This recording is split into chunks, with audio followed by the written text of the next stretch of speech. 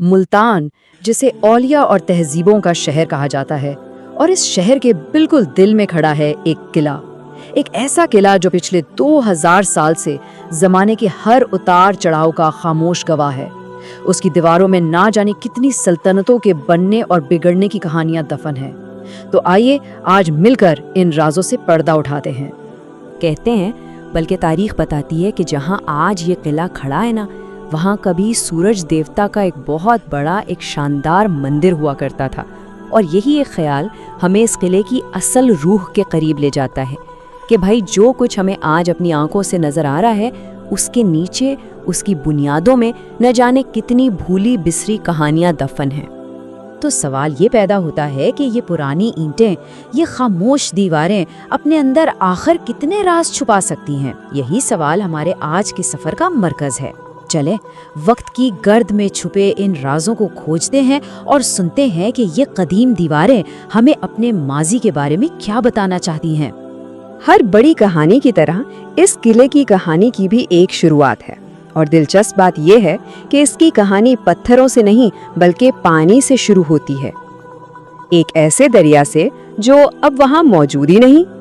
ذرا تصور کیجئے، آج جہاں ملتان شہر کی گہما گہمی ہے، وہاں کبھی دریائے راوی کی ایک شاخ بہا کرتی تھی، اور اسی پانی کے کنارے ایک شہر بسا تھا۔ وہ شہر تو اب تاریخ کی تہوں میں کہیں گم ہو گیا ہے، لیکن اسی کی بنیادوں پر، اسی زمین پر اس قلعے کی تعمیر ہوئی۔ آج تو ہم سب اسے ملتان کا قلعہ کہتے ہیں، لیکن ہزاروں سال پہلے اس کا اصل نام تھا کٹوچ گڑھ۔ اسے کٹوچ خاندان نے تعمیر کروایا تھا، اور یہ صرف ایک عمارت نہیں تھی بلکہ قدیم جنوبی ایشیا کی بہادری، ان کے حکمت عملی اور ان کے فن تعمیر کا ایک زندہ ثبوت ہے۔ تو وقت گزرتا گیا اور قلعے کا کردار بھی بدلنے لگا۔ اب ہم اس دور میں داخل ہو رہے ہیں جہاں یہ قلعہ صرف ایک فوجی چوکی نہیں رہا بلکہ روحانیت اور تجارت کا ایک بہت بڑا مرکز بن گیا۔ دیکھتے ہیں کہ یہ تبدیلی آخر آئی کیسے۔ 14ویں صدی کی شروعات میں حضرت شاہ رکن عالم کے مزار کی تعمیر نے اسے ایک عظیم روحانی مرکز بنا دیا، اور پھر 15ویں صدی میں لنگا سلطنت کے دور میں یہی قلعہ تجارت کی شہرک بن گیا۔ یہ وہ دور تھا جب اس قلعے کی طاقت صرف تلواروں سے نہیں تھی بلکہ تجارت اور عقیدت سے بھی تھی۔ یہ جو عظیم الشان مزار ہے نا، جو آج لاکھوں لوگوں کی عقیدت کا مرکز ہے، اس کی کہانی میں ایک بہت دلچسپ موڑ ہے۔ اسے تغلق بادشاہ غیاث الدین تغلق نے دراصل اپنی آخری آرامگاہ کے لیے بنوایا تھا، لیکن قسمت کو کچھ اور ہی منظور تھا۔ یہ عمارت حضرت شاہ رکن عالم کے خاندان کو تحفے میں دے دی گئی، اور آج تک ان کی ابدی آرامگاہ ہے۔ اچھا، پھر 15ویں صدی میں لنگا خاندان کا دور آیا۔ اس دور میں قلعے نے اپنی فوجی شناخت جیسے پیچھے چھوڑ دی۔ یہ ہندوستان اور قندھار کے بیچ ایک اہم تجارتی مرکز بن گیا، ایک ایسا سنگم جہاں قافلے رکتے تھے، تاجر ملتے تھے، مسافر آتے جاتے تھے۔ یعنی یہ اس کی طاقت کا ایک بالکل نیا باب تھا۔ لیکن جیسا کہ کہتے ہیں، ہر عروج کو زوال ہے۔ صدیوں کی حکمرانی اور شان و شوکت کے بعد اس قلعے کی تاریخ نے ایک نیا موڑ لیا۔ ایک نئی طاقت نے اس کی فصیلوں پر اپنے پرچم لہرا دیے۔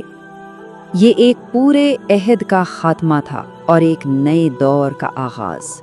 سکھ سلطنت کا سورج اب غروب ہو رہا تھا، اور ایسٹ انڈیا کمپنی کے پرچم آہستہ آہستہ قلعے کی فصیلوں پر نظر آنے لگے تھے۔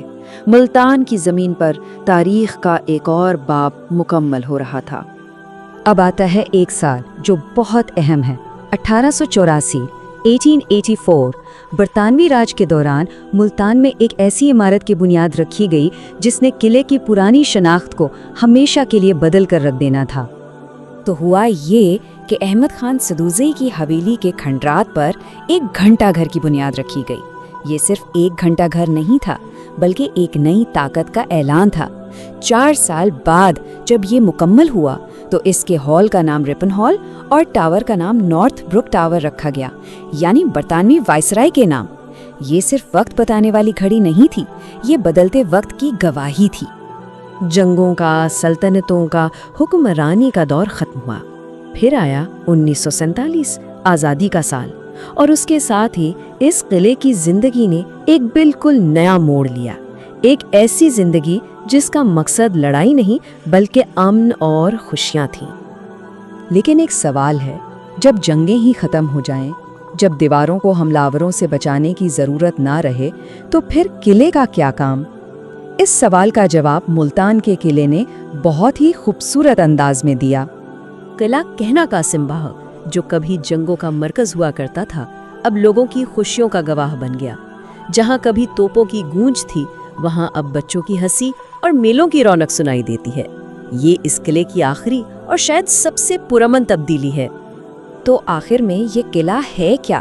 صرف اینٹوں کا ایک ڈھیر نہیں، یہ صرف تاریخ کا ایک ورق نہیں بلکہ ایک زندہ علامت ہے، ایک ایسی علامت جو اپنے ماضی کی حفاظت بھی کرتی ہے اور آنے والی نسلوں کو ان کی جڑوں سے جوڑ کر مستقبل کی راہ بھی دکھاتی ہے۔ اور شاید یہی ملتان ہے